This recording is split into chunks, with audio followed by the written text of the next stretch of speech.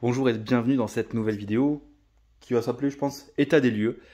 On approche bientôt les 60 000 km et je me pose une question, savoir si, comme on est en boîte entre guillemets automatique, qu'on va taper plus ou moins souvent sur les freins, savoir si nos disques et plaquettes s'usent plus vite qu'une voiture normale. 60 km avec des disques et plaquettes, je pense, sur une voiture normale, déjà on a déjà fait au moins un jeu de plaquettes. Hop. Donc je vais m'armer d'un peu d'outillage. Hop, je vous installe comme ça. Donc un cric, on a des endroits pour lever au bon endroit qui sont pas fléchés, mais quand on passe la main en dessous, en fait, on sent une petite boursouflure, donc on sait qu'on va pouvoir lever ici. On utilise une petite douille de 21 pour démonter les roues, et on attaque.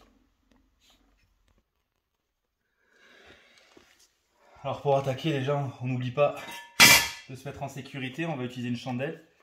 Moi j'ai de la chance pour démonter les roues d'avoir ce type d'outil de chez Ryobi. Je vais vous mettre un petit lien dans la description parce que franchement, ça c'est une tuerie, ça vaut pas très cher. Et quand vous faites un petit peu de bricolage sur vos voitures, c'est super pratique. Donc on va se lever tout ça. Ouah.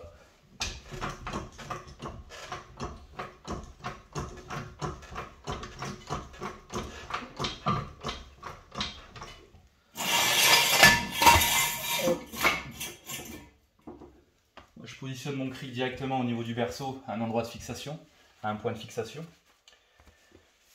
Et puis on va attaquer au démontage de la roue. Ce type de douille aussi c'est super important si on veut préserver nos jantes parce que ça va pas les rayer du coup.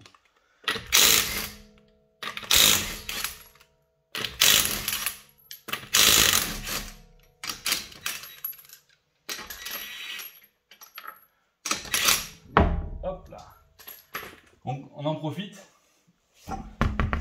pour faire l'état des lieux de ces pneumatiques du coup, tant qu'on est là. Donc moi mes pneumatiques ils ont, elle a bientôt 59 000 et ils ont été remplacés à 41 000. Donc ils ont 17 000 km. On voit que je suis encore loin du témoin qui est matérialisé ici. Je ne sais pas si on arrive à voir un petit peu à l'écran. Donc déjà là, on sait qu'on a de la marge. On voit pas de différence d'usure entre l'extérieur et l'intérieur. Donc, singulièrement, notre paralysme est correct. On voit qu'il n'est pas plus usé au milieu que sur les côtés. Donc, que notre pression est bonne. Si on a tendance à se tromper aussi, tant qu'on est là. Quand on voit notre pneu usé sur les deux côtés extérieurs, il faut savoir que la plupart du temps, en fait, c'est un problème de sous-gonflage. La plupart du temps, c'est un problème de sous-gonflage. Et après, quand on va avoir tendance à avoir nos pneus usés sur l'extérieur ou sur l'intérieur, ça peut être soit un problème de paralysme, ou on peut avoir un élément défectueux, comme un triangle qui peut avoir du jeu, une rotule de direction ou autre.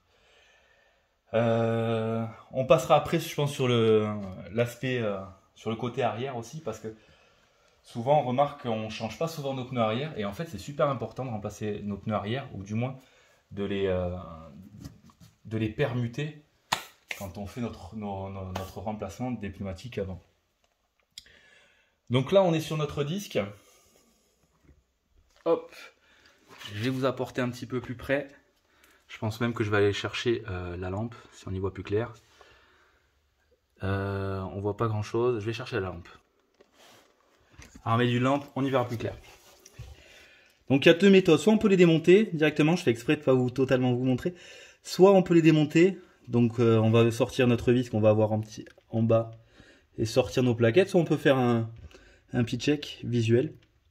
Alors est-ce qu'on arrive à bien voir? Donc là on voit l'état de nos plaquettes. Donc on a au milieu notre disque. Et sur le côté, là en plein centre de l'écran, notre plaquette. Alors, on voit qu'il reste largement de la matière. Pour aller bien, c'est vrai qu'il faudrait totalement les démonter, comme ça je vais les mesurer. Mais quand on voit encore, en fait ils sont même pas à mesure. On voit encore le petit point noir en plein milieu, en fait c'est un espace d'air, donc ça veut dire qu'ils sont même pas usés à moitié. Et on peut voir le côté, si on arrive à le voir comme ça, voilà extérieur, elles sont, on va dire, neuves. Ce sont les plaquettes d'origine et les disques d'origine. Et sur les disques d'origine, on voit qu'il y a pas de bavette, pas de petites bavures, rien du tout. Le plus souvent, sur nos disques d'origine, en fait, si on peut utiliser soit un palmeur ou un pied à coulisse, on va voir qu'ils sont défectueux. Bon, déjà, quand on va voir une belle bavure, déjà à l'œil. Mais sinon, le mieux, ça va être d'utiliser un pied à coulisse pour mesurer l'épaisseur minimale du disque. Et normalement, sur les disques, en fait, c'est marqué soit sur cette partie-là. Donc, on fait le tour de notre roue. Et bon, là, je suis en parking, donc je vais pas réussir à le faire. On fait le tour de notre roue, on regarde, on a la valeur mini-maxi, ou sinon des fois c'est ici. Alors quand c'est ici, ben, on voit que la roue s'y installe et on a du mal à voir. Mais bon là déjà je suis super content parce qu'on voit que ben, bientôt 60 000 km et c'est neuf en fait. Je vais remonter la roue, on va le faire ensemble d'ailleurs. Je vais remonter la roue et vous voyez que je me suis mis donc tac ici. Un petit une chandelle, hein, parce que le but c'est pas de prendre la bagnole sur le coin de la gueule. Je vais remonter la roue, on va passer directement à l'arrière et on va voir dans quel état est l'arrière. Alors comme on a des freins à main électriques sur les CHR, il se peut, même le plus souvent, c'est limite les plaquettes arrière qu'on va avoir tendance à user plus vite, puisque le frein à main pardon, serre super fort. Donc ça va avoir tendance à manger un peu plus de garniture de plaquettes que sur l'avant. Hop. Cette petite clé à choc, on a 3 positions. Pour serrer nos roues, on va se mettre en position 1. On va faire attention de bien plaquer. On remonte petit à petit. Tac. Voilà. Donc le premier serrage est fait. Après on utilise pour plus de sécurité une clé dynamométrique. Bon moi c'est pas de la top marque, mais franchement ça fait super bien le job. J'avais acheté ça à Leclerc, mais on peut trouver la même sur Amazon. Au pire pareil, je vous mettrai un petit lien dans la description. En termes de coupe de serrage, ça va de 22 kg à la plus grosse et la plus petite, je sais plus, je crois que c'est 5. Mais bon, pour avoir un serrage optimal et pas de risque d'avoir une roue qui se dessert, on la règle si on connaît les données à la bonne force, et puis jusqu'au clic. Quand ça fait clic, on s'arrête, hein. Ça sert à rien de faire un quart de tour de plus, sinon il n'y a aucun intérêt d'utiliser une clé dynamométrique. Vous voyez que je serre avec la roue pendante. Moi je préfère, parce que là je l'ai pas fait, mais bon, en temps normal quand on se démonte les roues, on va essayer de nettoyer tout ce qui est portée de jante entre la jante et le disque, parce que comme vous avez pu voir, il y a de la roue qui peut s'accumuler avec le temps. Et il est préférable d'avoir une portée nickel que notre roue vienne bien se plaquer contre notre disque, parce que si ça ne se plaque pas bien, il se peut par exemple qu'on serre mal un écrou. Je parle en connaissance de cause. Et franchement, ça risque d'être vraiment la catastrophe. Allez, on va passer à l'arrière tout de suite. Toujours pareil, on se sécurise, chandelle. Tac. Et puis pareil, on va attaquer notre démontage. Donc là, on a notre frein à main tiré. Comme tout à l'heure, dès qu'on se met sur le mode parking, on a le frein à main qui se tire. Je le desserre pas. Enfin là, comme je vais pas démonter les freins, ça sert à rien de desserrer. Même histoire. Pardon pour les oreilles, ceux qui écoutent avec un casque. Tac. Alors comme on a tendance aussi, le plus souvent, comme je disais tout à l'heure, à démonter nos roues arrière moins souvent, puisque on voit que l'usure est bonne, donc on change les pneus avant, mais pas forcément les pneus arrière, alors qu'il faudrait faire la permutation des roues avant et roues arrière. À chaque fois qu'on remplace les pneus avant, il faut savoir, dans l'automobile, enfin sur une voiture, 4 roues, réellement ce qui dirige votre voiture, ça a l'air très con ce que je vais dire, mais ce qui fait que vous tenez la route, c'est grâce aux pneus arrière, hein, grâce aux roues arrière.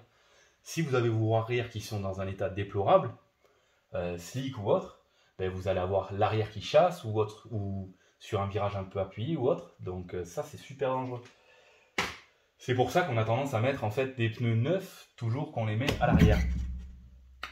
Parce que quand on a des pneus usés à l'avant, c'est limite, je dis bien limite entre guillemets, pas trop dangereux, parce que si on a l'avant qui glisse quand on commence à attaquer un virage, eh ben, il suffit normalement de lâcher l'accélérateur et l'avant va regripper petit à petit. Dans la théorie, même dans la pratique, hein. Mais bon, réellement, le mieux, c'est d'avoir toujours naturellement des pneus en excellent état. Ces pneus-là, pareil, ils ont été changés donc du coup à 41 000. Donc on est d'accord, comme c'est sur un train arrière, ben, on est sur une traction, ça va avoir tendance à s'user moins vite. On voit qu'il est vraiment, ben, j'ai envie de dire neuf, hein. Là on a facile 6 mm voire 7 mm de pneumatique encore. On a une usure qui est top, hein, pas de facettes, c'est ce qui arrive souvent, comme je disais tout à l'heure. On va avoir sur des vieux pneus qui restent à l'arrière, des pneus qui vont avoir tendance à s'user, à se craqueler quand ils sont vieux, et à s'user en facettes. Donc en fait, on va entendre un bruit de roulement quand on va rouler, et on va croire qu'on a un roulement arrière qui est défectueux ou un roulement avant même des fois parce que ça résonne dans toute la caisse, alors que non, les 3/4 du temps, ça vient des pneumatiques. Donc là, on a une belle usure. Ça vient des pneumatiques, oui, quand on a les roues en facettes, mais il y a un problème sous-jacent derrière. Il faut penser aux amortisseurs aussi. Quand ils sont vieux, quand ils sont usés, en fait, il va avoir tendance à dribbler un petit peu comme ça. D'où cet effet facette sur le pneumatique. C'est imperceptible à l'œil nu. Quoique même, il y a quelques vidéos qui traînent sur YouTube où on voit des véhicules qui roulent sur les autoroutes aux États-Unis ou autres, où on voit la roue qui décolle. La voiture, elle bouge pas, et on voit la roue arrière qui décolle comme ça, qui fait du basket toute seule. Donc, contrôlez bien, si vous avez vos pneus qui s'usent en facette, l'état de vos amortisseurs. Alors des fois, au contrôle technique, on va vous dire, oui, mais vos amortisseurs sont bons. Oui, ils sont bons, parce qu'ils n'ont pas de déséquilibre. Mais en termes d'efficacité, ils ne sont pas au top du tout. Ils ne vont pas faire leur job comme il faut, en fait. Le but d'un amortisseur, c'est qu'il va venir s'aplatir à une certaine vitesse et se détendre à une certaine vitesse aussi. Si on peut le faire effet pompe à vélo comme ça, c'est que votre amortisseur, il est fichu. C'est poubelle. Pareil, on va regarder, tant qu'on est là, on profite l'état, on voit s'il n'y a pas de fuite. Pareil, s'il y a une fuite, ben, c'est pareil, c'est poubelle. Hein. Allez, on regarde notre état, donc du coup, disque et plaquette à l'arrière, donc même histoire. Vous voyez toutes ces traces là, en fait, c'est quand le frein à main se serre. C'est pour ça que je dis en fait que je pense pas, j'en suis certain, qu'on va avoir tendance à plus remplacer les plaquettes arrière à cause du frein à main que les plaquettes avant. Donc on va regarder notre état général.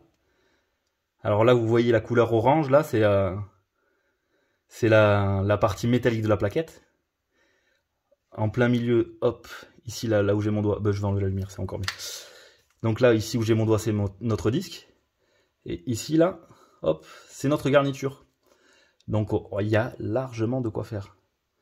Donc 60 000 km, c'est nickel. Hop, et de ce côté-là, est-ce qu'on va y voir sans lumière ou pas? Hop, on va essayer de se mettre à peu près comme ça. Non, là, voilà. Voilà. Ben, de ce côté-là, c'est pareil, c'est nickel. Bon, vous voyez un petit peu flou, je suis désolé. C'est au top du top. Et c'est ce que je disais tout à l'heure. Donc, on a bien marqué notre usure minimale ici, 10,5 mm. Donc là, c'est la mesure en fait que l'on va avoir tendance à, quand on va mesurer du coup notre épaisseur de disque, c'est la mesure qu'on va prendre. Si on est en dessous de ces 10,5 mm, même si d'aspect le disque est encore bon, eh bien, il faudra les remplacer.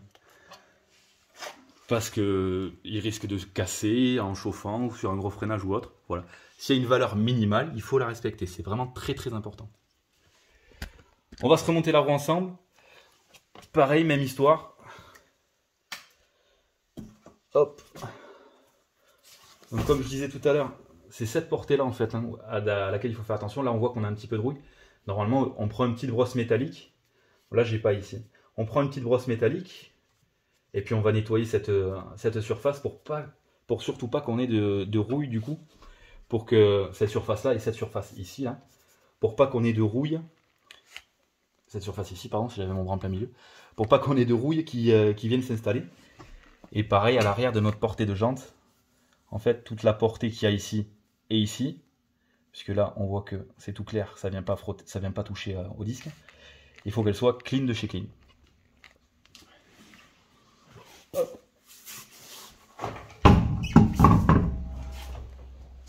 Donc on se remonte ça tranquillement. J'ai la clé dans la poche, je viens de fermer la voiture en même temps.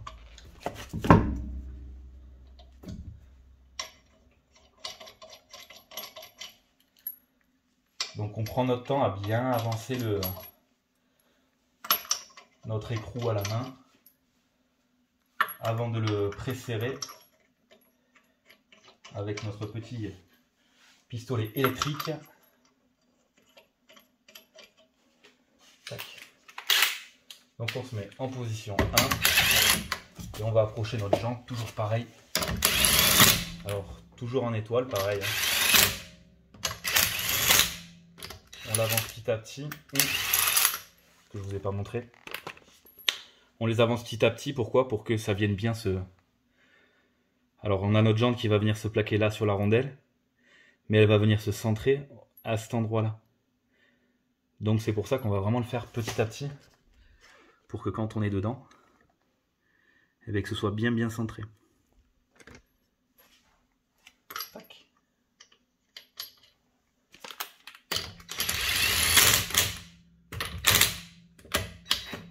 Alors un petit peu,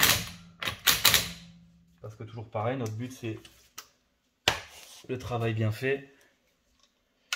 Donc on rapproche juste avec, quand on a ce type d'engin, avec le petit pétard. Tac. Et on serre en étoile. Je ne sais pas si vous voyez parce que je suis en plein milieu. Et toujours pareil, quand ça fait clic. Tac. Tac. On s'arrête. Voilà, on a fait le plus dur du travail, on va dire. Donc on voit que 60 000 km, ben c'est réellement les freins sont nickel. Nos hybrides ne consomment pas plus de freins ne consomment rien du tout. Pourquoi? Ben là c'est simple, la raison première, c'est que quand on va actionner notre frein, ben en premier lieu on va utiliser notre moteur entre guillemets électrique, qui va créer de la régénération électrique pour recharger notre batterie que l'on a sous les sièges. Et c'est ça en fait qui va produire notre frein au départ. Comme on n'a pas de frein moteur, en fait ça va être notre batterie qui va venir se régénérer et nous freiner. Voilà pourquoi en fait au jour d'aujourd'hui ben, je roule en Toyota. La prochaine vidéo justement elle parlera de ça. Pourquoi j'ai choisi un Toyota CHR plutôt qu'un Hyundai Kona ou un Kia Niro. Parce qu'on est à peu près... je ne veux pas dire sur la même technologie, mais sur la même philosophie. Véhicule, entre guillemets, familial, 5 places, même si le Kona a un petit coffre. Hein. Je sais que j'y tiens beaucoup à mes petits coffres, mais bon, c'est important quand on a une famille ou autre.